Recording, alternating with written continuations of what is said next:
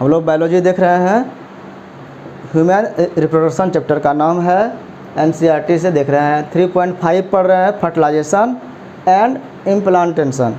तो इम्प्लांटेशन जो है ये क्या है, यूट्रस में इम्प्लांट हो जाना बच्चों का, एम्ब्रायो का। अब फर्टिलाइजेशन क्या है, ये फ्यूजन है मेल गैमेट और फीमेल गैमेट का। तो हम लोग अभी फर्टिलाइजेशन को देखेंगे, क्या है ये, इसके लिए क्या क्या प्रोसेस होता है। मेल गैमेट जो है, मेल गैमेट क्या है, स्पर्म है, और फीमेल गैमेट क्या है, ओवम है। ये तो अलग अलग व्यक्ति में ना है, ये मेन में है, ये वोमेन में है, या इसको बोल सकते हैं मेल फीमेल। तो ये अलग अलग व्यक्ति में, तो साथ कैसे आएगा, फ्यूजन होने के लिए साथ आना जरूरी है। तो इसके लिए क्रिया है इंसेमिनेशन। इंसेमिनेशन क्रिया में रिलीजिंग ऑफ सीमेन, सीमेन का रिलीज होना होता है, वो पहुंचाया जाता है by penis into vagina, male से फीमेल में वो पहुंचाया जाता है। अब जब वो अंदर चल गया वेजाइना में, तो आगे कैसे बढ़ता है, तो ये जो स्ट्रक्चर है,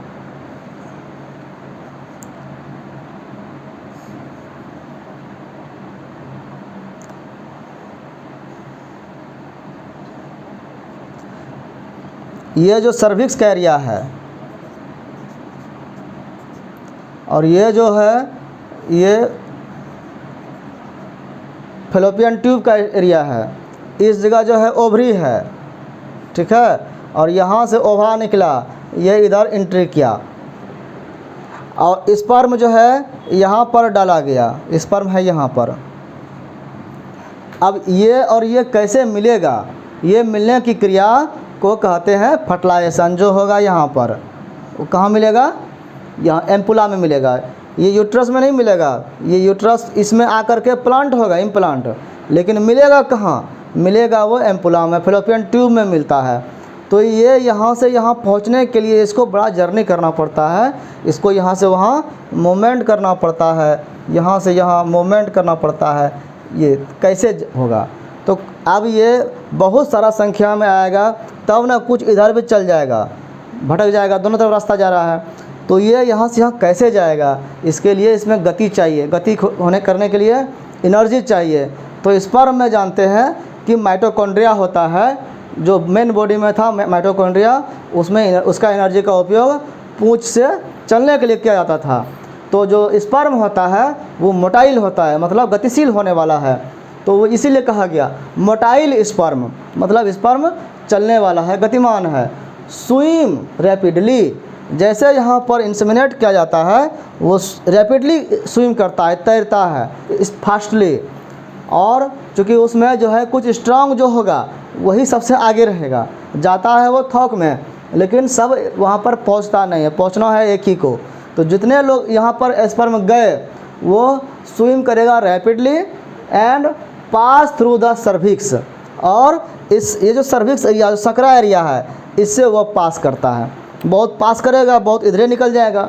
तो इस तरह से जो है स्पर्म इस सर्विक्स एरिया को पास करता है। इंटर इनटू द यूट्रस, और ये यहाँ से आकर के इस यूट्रस के एरिया में जाएगा। ये एरिया क्या है, यूट्रस। तो यूट्रस एरिया में पहुँचा, और and finally rich the ampullary region of oviduct. Oviduct जो है, फैलोपियन ट्यूब जो है, इसका एम्पुलरी एरिया, एम्पुला का जो है, एम्पुला जो एरिया था, यहाँ पर पहुँचना वो स्पर्म को है, और फाइनली वो पहुँचता है, कुछ संख्या में पहुँचता है, दोनों तरफ जाता है। तो एक ही तरफ रहेगा ना, एक महीने में एक तरफ, इधर या इधर होगा। तो जिधर है वहाँ पर कुछ इस अमाउंट में स्पर्म फाइनली पहुँच जाता है। ओवम, अच्छा ये तो स्पर्म का जर्नी हुआ। ओवम यहाँ पर जो पहुँचा वो कैसे पहुँचा, ovum released by the ovary, ovary से ओवम रिलीज हुआ, is also transported to ampullary region. ये यहाँ से निकल के आइए फिम्बरी द्वारा इसका कैच करके ये जो आगे बढ़ा इनफर्निबुलम से आगे, ये भी यहाँ पर पहुँच रहा है, इसको पहुँचा रहा है, ये खुद कैच करके ले रहा है। चूँकि ओवम जो है अपने आप चलता नहीं है, नॉन मोटाइल होता है। तो ये यहाँ पर पहुँचा, अब आगे बात कह रहा है कि इफ़ बोथ ट्रांसपोर्टेड सिमल्टेनियसली, इधर से स्पर्म उसी समय जा रहा है जिस समय ओवा इधर से जा रहा है। ध्यान देने वाली बात है कि जिस समय ओवा यहाँ पर पहुँच रहा है उसी समय इसको स्पर्म अगर यहाँ पर मिलेगा, मतलब साथ साथ होगा, सिमल्टेनियसली अगर ये क्रिया होगी तो देन फर्टिलाइजेशन टेक प्लेस, तब फर्टिलाइजेशन होगा। जब स्पर्म वहाँ पर पहुँचेगा उसी समय ओवा निकले, तो ओवा का तो निकलने का समय है, तो वो जब यहाँ पर आया तो उसी समय उसको स्पर्म मिलना चाहिए, तभी फर्टिलाइजेशन पॉसिबल है। इफ़ नॉट, अगर एक साथ नहीं हुआ तब देन नॉट फर्टिलाइज, तब फर्टिलाइजेशन नहीं होगा। सो ऑल कोपुलेशंस या coitus not lead to pregnancy, इसीलिए कितनी बार भी क्रिया किया जाए संभोग का और कोपुलेशन का, फिर भी इसमें कितना बार भी सीमेंट डाला जाए, स्पर्म डाला जाए, अगर एग यहाँ पर नहीं है उस समय तो वो फर्टिलाइजेशन नहीं होगा, प्रेगनेंसी नहीं रहेगा। तो ये है इंसेमिनेशन का प्रोसेस, एक इधर से एक इधर से आने का, और ये प्रोसेस जो है सिमल्टेनियसली होना जरूरी है, साथ साथ होना जरूरी है। अब दोनों अगर साथ साथ पहुंच गया तो क्या होगा? फर्टिलाइजेशन होगा। फर्टिलाइजेशन में क्या क्या होता है? The process of fusion, fuse करना है, मिलना है, ऑफ ए स्पर्म, एक स्पर्म का, विद एन ओवम, एक ओवम का। एक स्पर्म एक ओवम जो मिलेगा तो मिलने की क्रिया को कहते हैं फर्टिलाइजेशन। एक ये ओ एग है, एग जो है इसके ऊपर में कवर है जोना पेलुसिडा का, और इधर से स्पर्म आया, स्पर्म का जो स्ट्रक्चर है वो ये है, और ये जो है पूंछ है। स्पर्म तो आया, बहुत सारा स्पर्म आएगा, चारों तरफ से इसको अटैक किया, तो चारों तरफ से जो अटैक किया तो अब कौन जो सबसे पहले अटैक करेगा वही इसको फर्टिलाइज करेगा। तो ये जो बाहर में एक्रोजोम था, एक्रोजोम एक केमिकल छोड़ा और इसका लेयर को ख़त्म किया, इसके मेम्ब्रेन को, और जैसे ही गलाता है तो ये ऐसे अटैच हो जाता है, ये ऐसे जुड़ जाता है, और अपना जो यहाँ पर न्यूक्लियस है वो न्यूक्लियस ऐसे ट्रांसफ़र कर देता है अंदर में। ये प्रोसेस होता है, ये फर्टिलाइजेशन का प्रक्रिया है। तो इसी को कहते हैं फ्यूजन। ये दोनों फ्यूज हो गया ना, जुड़ गया ना आपस में, तो इस क्रिया को कहते हैं फ्यूजन। तो जैसे ही ये दोनों मिलता है तो ये फ्यूजन हो जाता है एक्रोजोम के द्वारा।